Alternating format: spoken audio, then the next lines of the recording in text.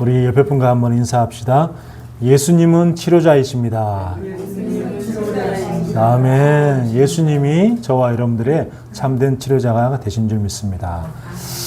우리는 정체성이 분명해야 됩니다. 정체성이 분명하지 않으면 내가 누구인지도 모르고 또 소속감도 없고 또 삶의 이유도 분명하지 않게 됩니다. 남자가 정체성이 흔들리면은 이 성의 정체성이 흔들리면은 동성애자가 되고 막 그런 게 있죠. 그래서 우리가 내가 한 가정의 가장이다. 혹은 나는 우리 자녀의 부모다. 혹은 뭐 직장에서 나는 어떠한 직책을 맡은 무슨 뭐 예를 들면 팀장이다. 뭐 부장이다. 이런 그런 나름대로의 정체성이 있잖아요. 그 정체성이 있으면 그 정체성 안에서 의무와 권리가 이렇게 주어지죠. 예. 그래서 부모로서의 어떤 정체성이 있으면 그 부모로서 자식을 잘 보호할 의무도 있고 그리고 또 자식을 잘 또 돌보고 케어할 수 있는 그런 권리도 있고 이렇게 되어지는 거죠. 그 정체성 안에 모든 것이 다 들어 있습니다. 우리의 영적인 정체성은 하나님의 자녀요 또 사랑의 교회 성도입니다. 이 정체성이 우리에게 분명해야 됩니다. 내가 하나님의 자녀라는 그 정체성이 약하면 사탄의 먹이가 됩니다. 사탄이 저 사람은 이 영적인 정체성이 너무 희미하구나. 구원받은 하나님의 자녀라는 그런 확신이 너무 없구나. 그러면 이제 이 사탄이 계속 건들 수밖에 없죠.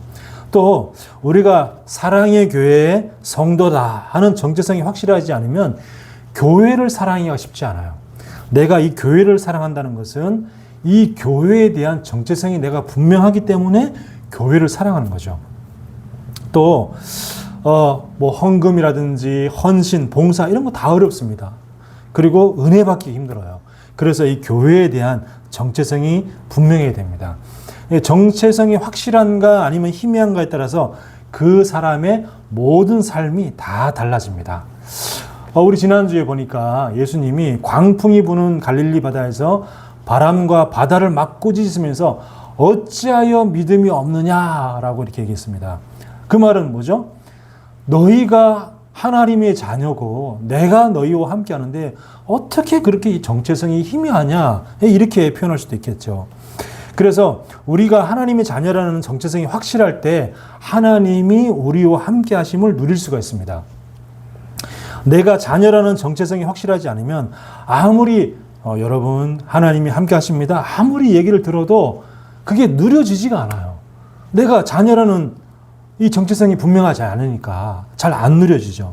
그래서 여러분들은 구원받은 하나님의 자녀요. 하나님이 어디에서든지 간에 항상 함께 하신다는 그 확신을 가지고 누리시길 바랍니다. 자, 오늘은 예수님이 군대 귀신 들린 자를 고치시는 내용입니다. 말씀을 통해 은혜 받으시기 바랍니다. 자, 우리 첫 번째 귀신 들린 사람을 만나는 것입니다. 1절에 보니까 예수께서 바다 건너편 거라사인의 지방에 이르러 이렇게 얘기했습니다. 지금 이제 그 광풍이 불었던 그래서 그 갈릴리 바다를 지나서 이제 거라사인들이 사는 거라사라고 하는 지방에 도착을 했습니다. 근데 이 거라사라는 지방은 주로 누가 사냐면 유대인들이 사는 곳이 아니라 이방인들이 사는 곳입니다. 이방인들. 나중에 나오죠. 돼지떼들이 있다고 했잖아요. 돼지떼들. 그러니까 이 유대인들은 율법에 의해서 이 돼지는 부정한 음식이고 부정한 짐승이기 때문에 돼지를 가까이 하지도 않고 키우지도 않습니다. 근데 돼지떼를 키웠다는 것은 여기 이방 땅이라는 이야기죠. 그러니까 이제 이 유대인처럼 누가 또 그런 돼지고기를 안 먹냐면 바로 이슬람 사람들입니다. 이 이슬람 민족은 돼지를 절대로 안 먹습니다. 왜냐하면 우리 구약의 율법이랑 약간 비슷해요. 그래가지고 지금도 이 이슬람 사람들은 소고기만 먹어요. 돼지는 부정한 음식이다 해서 절대로 먹지 않습니다. 자, 그래서 이 예수님은 그 이스라엘의 잃은 양을 구할 뿐만 아니라 이방인도 구원하시려고 오셨죠. 그러니까 이스라엘의 잃은 양을 구원하시는 것은 전도고 이방인을 구원하는 것은 선교죠. 그러니까 예수님이 전도와 선교를 위해 이 땅에 오신 것입니다. 자, 그래서 2절에 보면 배에서 나오심에 곧 더러운 귀신 들린 사람이 무덤에서 나와 예수를 만나다라고 합니다. 이 더럽다는 것은 실제로 귀신 들린 사람이 더럽다는 의미도 됩니다. 실제로. 그래서 막 자기 몸을 안 씻기도 하고 또 집이나 방을 치우지 않아서 집이나 방이 막 쓰레기로 가득 차 있기도 하고 막 그러죠. 제가 이제 한동안 그 서울역 근처에서 제가 예배를 드린 적이 있습니다. 후암동에, 서울역 바로 맞은편이죠. 후암동이죠. 그 후암동에서 우리가 그 예배를 드린 적이 있는데, 그러면 이제 자주 봐요. 이 노숙자들이 그쪽에 서울역에 많이 있고, 그리고 또 이제 노숙자들을 갖다가 또 돕고 후원하는 그런 단체들도 많이 있잖아요. 근데 보면은 이 사람들이 거의 정말 귀신 들렸다는 말이 딱 맞아요. 얼마나 지저분하고, 그리고 이렇게 막 그냥 정말 이렇게 대소변을 그냥 뭐 아무 데서나 이렇게 서서 그냥 보고 그 자리에서 또 술 마시고, 어떻게 뭐 돈이 어떻게 생기는지 모르겠어요. 하여튼 어떻게든지 돈이 생기면은 생기자마자 그걸 다 술로 그냥 그 서울역 앞에 광장에서 그 335 모여가지고 그렇게 술만 마시고 막 그래요. 그래서 야, 정말 귀신 들린 거 맞다 이런 생각이 드는데, 예전에 제가 이제 전도사 시절에 우리 아내가 이제 사역을 좀 했었어요. 이제 누구를 사역했냐면 개인 양육을 누굴 했냐면 초등학교 교사 그 여자 집사님을 이제 개인 양육을 해서 매주 일주일에 한 번씩 이제 집에 가서 거기서 말씀으로 늘 양육을 했었어요. 근데 얘기를 들어보면 그 집안이 초등학교 교사인데 완전 개판인 거예요. 집안이 정말로 이렇게 문을 열고 딱 들어가면 이 방까지 들어가는 길이 나와 있어. 왜냐면 양쪽이 다 쓰레기판이라. 다 옷이고 뭐고 완전히 쓰레기가 잔뜩 가득해가지고 그 현관문을 열고 방 안까지 들어갈 때까지 이렇게 길이 쫙 나와 있는 거죠. 얼마나 지저분한지. 근데 이 사람이 왜 이렇게 초등학교 교사까지 돼가지고 호주 유학까지 갔다 온 사람이에요. 호주 유학까지 갔다 온 집사님인데 어떻게 이럴까? 가만히 봤더니 이분의 어머니가 전직 무당이었어요. 이분의 어머니가. 근데 그분의 어머니도 제가 다니는 교회의 권사님으로 이제 같이 신앙생활 하셨거든요. 그러니까 이제 그 권사님이 무당 생활을 이제 다 때려치우고 예수님 믿기 시작한 거죠. 근데도 그럼에도 불구하고 어떤 영적인 영향력이 자녀에게 내려가는 거예요. 그러니까 이제 자기가 한참 무당할 때는 이 자기가 무당인 신가물이라고 얘기하죠. 그 신기가 자기 자식한테 안 내려가기 위해서, 그래서 어떻게든지 자식을 떼놓으려고 그래서 유학을 보냈던 거예요. 나중에 그 얘기를 하시더라고요. 그 권사님이 자기가 그 귀신이 자기 그 자식까지도 이 영적인 대물림을 시키려고 하기 때문에, 그래서 어떻게 하면 떨어지면 되겠지 해가지고 자기 딴에는 그래가지고 호주에 유학 보내가지고 거기서 살도록 그렇게 했다는 거죠. 그런데 이제 다행스럽게 그런 중에 예수를 믿게 돼가지고 이제 정말 이제 신앙생활 잘 하시는 권사님이 있는데, 그럼에도 불구하고 그런 약간의 영적인 그런 기운들이 그 집사님에게 있는 거예요. 예. 그러다 보니까 집이 얼마나 지저분한지 몰라요. 자, 그리고 또 이 더러운 귀신, 그런데 또 더럽다는 것은 영적으로는 어떤 의미냐면 부정하다 이런 뜻입니다. 성결하지 않고 부정하다 혹은 저주받았다, 저주받은 영이다. 이제 그 말이 바로 귀신 들렸다 하는 뜻, 더럽다 하는 뜻입니다. 그래서 이 더러운 귀신은 실제적으로 더럽기도 하고 또 성결하지 않고 영적으로 굉장히 저주받은 영이다 하는 거죠. 자, 3절 우리 4절 봅시다. 3절 4절 보니까 그 사람은 무덤 사이에 거처하는데 이제는 아무나 쇠사슬로도 맬 수 없게 되었으니 이는 여러 번 고랑과 쇠사슬에 매었어도 쇠사슬을 끊고 고랑을 깨뜨렸음이라. 그래서 아무도 저를 제어할 힘이 없다라고 얘기합니다. 얼마나 이 귀신이 힘이 대단하면, 그죠? 얼마나 그 귀신이 힘이 대단하면 쇠사슬로 몸을 묶어도 그거를 끊어버리고 발에 쇠고랑을 채워도 그걸 다 깨뜨려 버립니다. 이게 얼마나 이 귀신이 대단한지, 힘이 대단한지. 제가 예전에 그 성남의 길을 가다가 굿하는 소리가 막 들려서 가보니까 이 귀신이 막 시카를 가지고 그냥 던지면 그냥 뭐 시멘트에 막 꽂히는 거예요. 그냥 아무리 세게 던져도 시칼이 꽂히지 않는데 그냥 막 꽂히는 모습을 보면서 야, 귀신의 힘이 참 대단하다. 그러면서 이제 그때 제가 막 이렇게 예수 권세를 막 사용하면서 기도해가지고 굿을 이렇게 못하게 했던 그런 적이 있습니다. 자, 우리 6절 또 쭉 보면은 예수님이 귀신 들린 자에게 더러운 귀신아 그 사람에게 나오라! 라고 명령하니까 예수님께 달려와서 무릎 꿇고 이 사람이 뭐라고 얘기했냐면 7절에 보니까 나를 괴롭게 마옵소서 이렇게 있잖아요. 그 전에는 또 나와 당신과 무슨 상관이 있나이까? 무슨 상관이 있습니까? 이렇게 얘기했습니다. 이 말은 나를 가만히 내버려 두고 당신 일이나 하세요. 내가 어떻게 살든지 당신이 무슨 상관입니까? 그런 뜻입니다. 그럼 이게 지금 이 사람이 하는 말일까요? 아니면 그 사람 속에 들어가 있는 귀신이 하는 말일까요? 귀신이 하는 말이죠. 나는 지금 너무 나를 괴롭습니다. 이렇게 얘기했을 때, 그래, 괴롭습니까? 아유, 미안합니다. 아유, 죄송합니다. 하고 그냥 가버리면 큰일 나는 겁니다.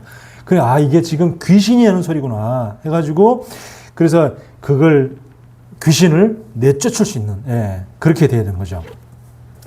그러니까 이제 9절에 예수님이 물었습니다. 내 이름이 무엇이냐? 그랬더니 내 이름은 군대니 많은 의미이다. 이렇게 얘기했습니다. 여기서 원래 이 군대라는 의미는 그 군단의 의미입니다. 군단. 근데 로마의 한 군단의 그 병력이 어떻게 됐냐면 그 당시에 일개 군단의 병력이 6,000명이었어요. 이 로마의 일개 군단의 병력이. 그러니까 내 이름은 군대입니다. 이 말은 내 안에 6,000마리의 귀신이 들어가 있습니다. 이런 의미도 되지만 또 다른 말로는 엄청 많이 들어와 있습니다. 어찌됐든 간에 내 안에 귀신이 엄청 많이 들어와 있습니다. 그런 의미죠. 그러니까 얼마나 귀신이 많이 들어가 있으니까 그러니까 쇠사슬도 다 끊어버리고 마치 옛날에 그 구약시대의 삼손처럼 막 쇠사슬 다 끊어버리고 막 이렇게 어마어마한 힘을 발휘하게 된 겁니다. 그래서 이제 10절에 보니까 자기를 이 지방에서 내보내지 마시기를 간절히 구했다라고 했는데 이 지방에서 내보내지 마시옵소서라고 얘기했는데 다른 성경에 보니까 우리 한번 찾아봅시다. 누가복음 8장. 우리 누가복음 8장 한번 찾아봅시다. 이 똑같은 내용을 다른 성경에서는 그렇게 표현하지 않고 있습니다. 8장 30절하고 31절 보겠습니다. 누가복음 8장 30절, 31절 우리 같이 읽어보겠습니다. 예수께서 내 이름이 무엇이냐 물으신즉 가로되 군대라 하니 이는 많은 귀신이 들렸음이라 무적행으로 들어가라 하지 마시기를 간구하더니. 예. 그러니까 그 마가복음에서는 내가 이 지방에서 내보내지 마시옵소서라고 얘기했지만 원래는 뭐라고 했냐면 나를 무적행으로 들어가게 하지 마옵소서라고 얘기한 거예요. 이게 무적행 우리가 어디서 봤죠? 계시록에서 봤잖아요. 계시록에 이 무적행에서 이 막 그 짐승들이 막 나오고 막 이랬잖아요. 자, 이 무적행으로 보내지 말라고 한 이야기는 몇 가지 의미가 있습니다. 첫 번째는 뭐냐면 아직 심판의 때가 아니지 않습니까? 이 말이죠. 나를 무적행으로 보내지 마십시오. 그 말은 아직 주님 아직 심판의 때가 아니지 않습니까? 근데 왜 벌써 나타나가지고 저한테 이렇게 힘들게 합니까? 이렇게는 그런 의미가 되고 또 두 번째 의미는 사탄 마귀 귀신은 심판의 때에 결국은 무적행으로 들어가게 된다는 거죠. 결국은 무적행으로 들어가게 된다는 겁니다. 그리고 세 번째 의미는 뭐냐면 이 사탄 마귀 귀신은 심판받고 무적행으로 들어가는 것을 가장 두려워한다는 의미도 되는 겁니다. 그러니까 나를 제발 무적행만큼은 들어가게 하지 마십시오. 그 말은 이제 자기가 제일 두렵다는 거죠. 무적행에 들어가는 것을.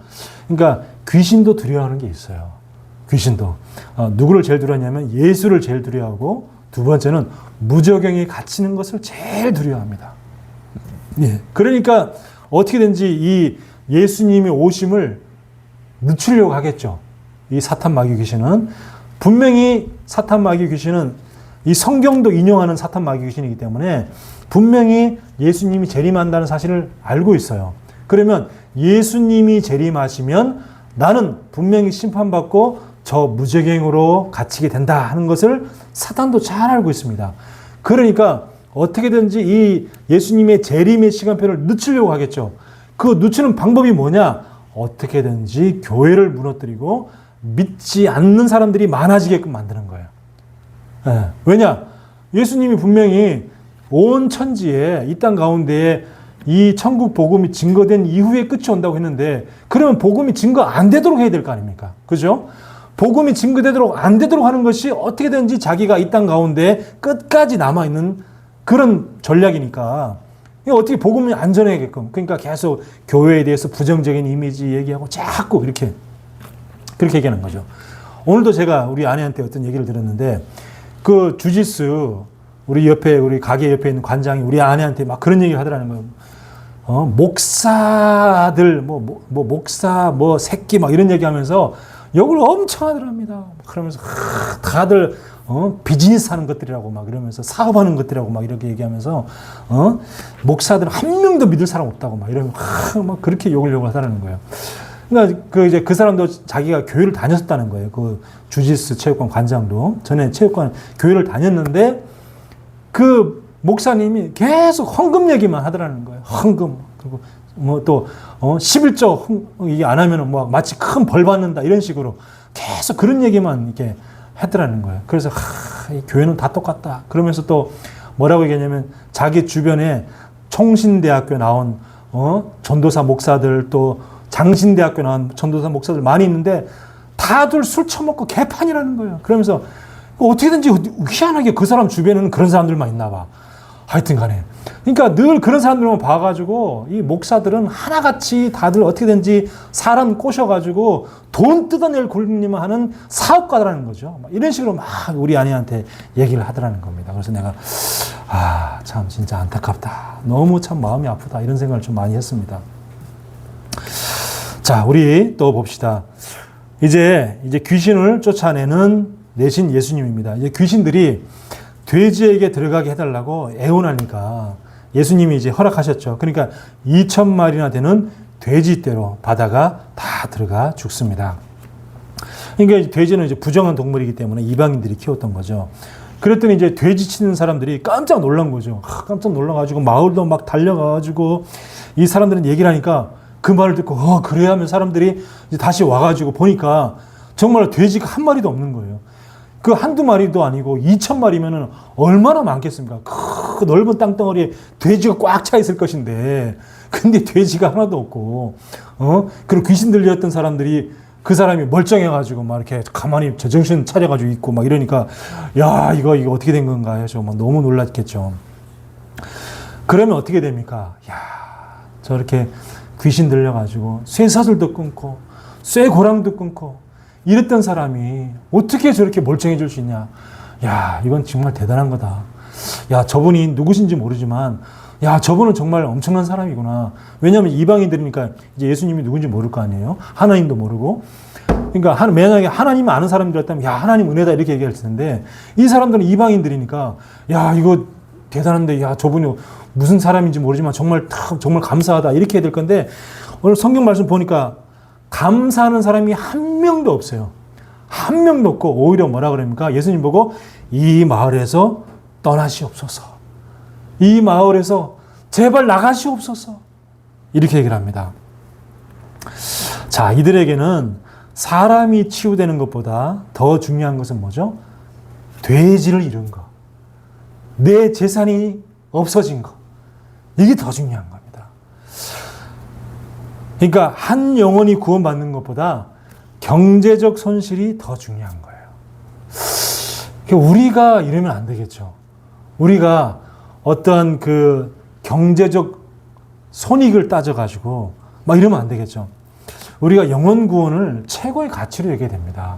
영혼 구원을 최고의 가치로 여기고 가장 중요하게 생각해야 돼요.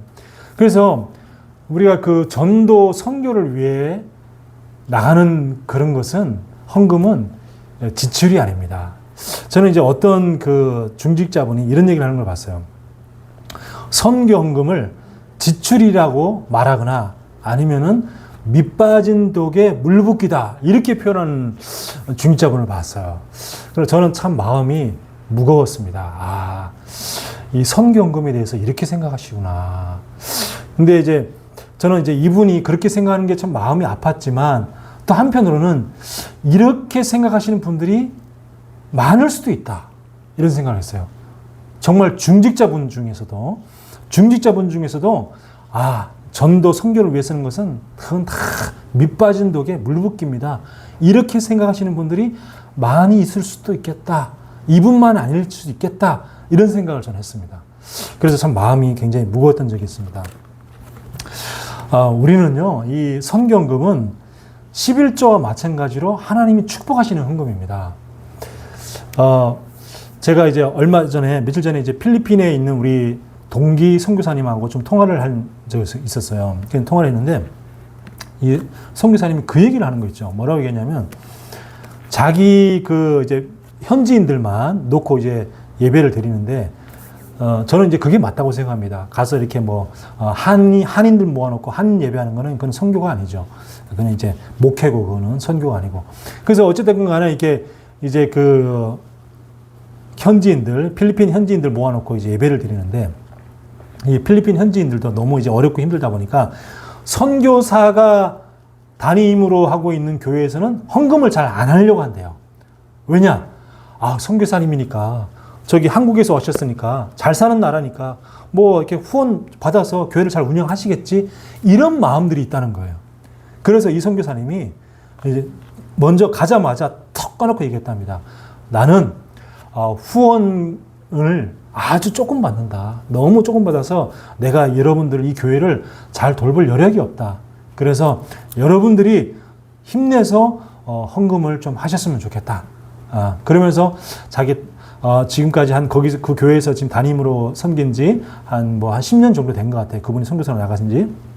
근데 11조헌금을 한 번인가 두 번 정도 얘기했대요. 지금 한 10년 동안 한 번인가 두 번 얘기했는데, 그 중에 어떤 성도가 그냥 길거리에서 뭐 이렇게 팔던 사람인데, 이 11조 헌금 얘기를 듣고 그 말씀을 딱 붙잡고 어느 날부터 11조 헌금을 하기 시작하더래요. 11조 헌금을 하기 시작하더니 이 사람이 시간이 흘러가서 길거리에서 그냥 좌판 펴놓고 이게 물건 파는 사람이 지금은 가게를, 그냥 좌판이 아니라 가게를 지금 3개를 운영하고 있대요.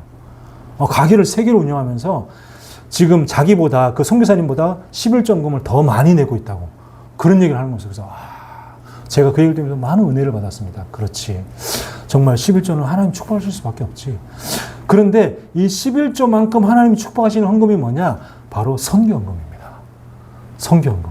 저는 제가 정말로 조금 이렇게 우리 필리핀에 있는 선교사님 두 분한테 정말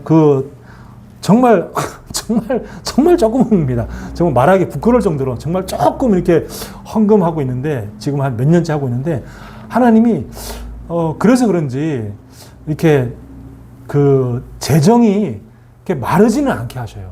제가 어떻게든지 간에 재정이 마르지는 않게 하셨다. 그런 것을 보면서 하나님이 참 축복하신다, 이런 생각을 많이 합니다. 자, 우리 18절부터 우리 20절 이제 보니까, 이제 예수님이 귀신 들린 자에게 자신이 어떻게 구원받은지를 다른 사람들이 가서 말해라, 이렇게 얘기를 했죠. 그러니까 20절에 보니까 그가 가서 예수께서 자기에게 어떻게 큰 일을 행하신 것을 데가볼리에 전파하니 모든 사람이 기이 여기더라, 이렇게 얘기를 합니다. 자, 이렇게 많은 사람들한테 이 얘기를 한 거죠. 자, 은혜 받은 것을 나누는 것이 전도라고 제가 말씀드렸습니다. 안 믿는 사람도 전도해야 되지만 교회 안에 있는 사람도 전도해야 돼요. 교회 안에 있는 사람도. 교회에서 예배 후에 은혜를 나누면 은혜 못 받은 사람도 다른 사람의 나눔을 듣고 은혜 받습니다. 그래서 이 교회에서 은혜 나눔하는 것은 굉장한 힘이 있습니다. 제가 얼마 전에 이제 어떤 영상을 잠깐 봤는데, 개척한 지 1년 만에 성도가 100명으로 늘었어요. 자기 가족끼리 예배 드렸는데, 개척한 지 1년 만에. 그래서 100명, 대단하다 싶어서 이렇게 잠깐 봤는데, 이 교회의 특징이 있습니다. 특징이 뭐냐니까, 예배 끝나잖아요. 주일 예배 끝나면 3, 3, 5 모여서 다 나눔을 해요. 다 나눔을 하고, 나눔하고 난 다음에 뭐 식사를 이렇게 하는 거예요. 그 제가 전에 청빙 받았을 때, 어느 교회 청빙 받았는데, 제가 그 교회 갔을 때도 제가 말씀을 드렸어요. 우리가 예배 끝나고 바로 이렇게 식사를 하는 것도 좋지만 좀 나눔을 하면 어떻겠습니까? 나눔을 하고 식사를 했으면 좋겠습니다. 했더니 이제 구역마다 이렇게 구역으로 나눠가지고 구역마다 같이 나눔을 하는 겁니다. 말씀을 들은 것 같고 나눔하고. 그러면 어떻게 되냐면 세 가족이 예배 드릴 때는 무슨 말인지 못 알아듣겠는데 우리 세 가족이 만약에 예수를 전혀 안 믿다가 교회 온 세 가족이 주일날 은혜 받기 쉽지 않습니다. 말씀 알아듣기 쉽지 않아요. 그런데 와서 그 은혜 받는 자리에 은혜를 나눔을 듣다가 은혜 받는 거예요. 아, 그 말이 그 말이었구나. 이러면서 자기가 깨달아지는 거예요. 이게 사람들 나눔을 듣고. 그러면서 이 사람이 은혜 받게 되는 겁니다. 그러니까 주일날 예배 시간에 목사님 설교로는 잘 은혜 못 받는데 나눔을 통해서 은혜 받는다니까요. 새신자들은. 그러면서 신앙이 자라나는 거예요. 그래서 내가 나누면은 굉장히 힘이 있습니다. 오늘 보세요. 오늘 말씀에도 보니까 이 귀신 들렸던 사람들이 나눔을 하잖아요. 자기가 있던 원래 그 마을로 돌아가서 자기가 은혜 받았던 걸 나누니까 많은 사람들이 그 말을 듣고 은혜 받잖아요. 귀히 여겼더라 하면서. 이제 결론입니다. 우리 주위에는 군대 귀신 들린 사람들이 많이 있습니다. 귀신 들렸다 이 말은 뭐냐면 사탄과 귀신의 권세에 잡혀 있는 사람들이 있다 이 말입니다. 그리고 이 사람이 무덤에 거한다 이 말은 뭐냐면 죄와 사망 권세에 있다 그런 뜻이죠. 그리고 쇠사슬로도 맬 수 없다 이 말은 뭐냐, 인간의 힘과 인간의 노력으로는 절대로 구원시킬 수 없다는 겁니다. 그래서 돌로 자신의 몸을 상하게 하고 있다는 것은 이 죄의 중독으로 인해서 자신의 몸을 학대하고 있다 그 말이죠. 그러니까 이런 사람들이 우리 주변에 많이 있다는 겁니다. 사탄의 권세에 잡혀서 죄와 사망 권세에 묶여서 그러면서 어떤 중독의 죄에 빠져서 그 중독의 죄를 저지르고 나면 그 죄책감에 자기 몸을 학대하고 이런 사람들이 우리 주변에 있다는 거예요. 그래서 예수님이 이런 자와 같은 우리를 구원해 주셨잖아요. 우리도 무덤가에 귀신 들린 자를 살리는 은혜가 있기를 예수님 이름으로 축원합니다. 기도하겠습니다. 하나님 은혜를 감사합니다. 하나님, 우리에게 정말 이 본문의 말씀처럼 귀신 들린 자 같은 저희들을 구원해 주신 건 너무 감사합니다. 아버지 하나님, 이제는 우리와 같은 자들, 정말 우리 주위에 우리 이웃 가운데 또 우리가 사는 이 지역 가운데에 정말 이 귀신 들린 자 같은 그런 자들이 많이 살고 있을 것인데 아버지 하나님, 그런 자들을 우리가 구원시킬 수 있도록 우리에게 힘과 능력과 은혜를 더하여 주옵시며 하나님이 또 그런 자들을 우리에게 붙여 주시옵소서. 아버지 하나님, 그래서 우리 교회가 아버지 하나님 힘을 얻고 살아나서 더 많은 사람을 전도하고 또 더 많은 영혼들을 선교할 수 있도록 주님 축복하여 주옵소서. 살아계신 예수 그리스도 이름으로 기도하옵나이다. 아멘. 십자가에서 우리의 모든 죄를 해결하신 우리 주 예수 그리스도의 은혜와 우리를 향하신 하나님의 크신 사랑과 성령님의 내주인도 역사 충만하심이 정말로 한 영혼의 소중함을 알고 한 영혼을 살리기를 원하는 하나님의 백성들 머리 위에 지금으로부터 영원토록 항상 함께 있을지어다. 아멘. 주님 축복하여 주옵소서.